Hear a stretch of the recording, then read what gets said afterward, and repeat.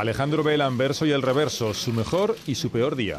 El mejor era que el rey juraba la Constitución y el peor que los militares entraban en el Congreso de los Diputados. Una corona con dibujos de todas las comunidades autónomas y en el medio estaba el rey, que simboliza que es el lazo de todas las comunidades autónomas.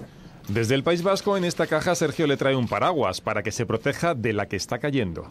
También le había metido unos zapatos para que andara con más equilibrio y así, y que le ayudaran en sus lesiones físicas. Desde Cataluña, Blanca le ve como el patrón de un barco llamado España que debe salvar la tormenta y llevar la nave a puerto sin que nadie se tire por la borda. Lo peor que puede pasar ahora, en medio de todo el viaje del barco, es que de repente a los marineros les dé por separarse, por cogerse botes y irse. Aparte que en medio de la tormenta, ¿qué les va a pasar? Se van a hundir. Yainaba no puede escuchar el ruido político. Viene de Zaragoza y antes de Gambia. Desde su mundo en silencio, ve a los reyes así.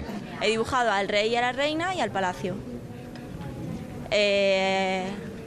A la reina Sofía y al rey Juan Carlos. A Sergio le ha inspirado un rap. Se llama así, el rap del rey, y dice esto. Es un tío guay, pues para reinar, además de papeleo y de educación, hay que tener gracia y saber estar. Por eso a Hugo Chávez le mando callar.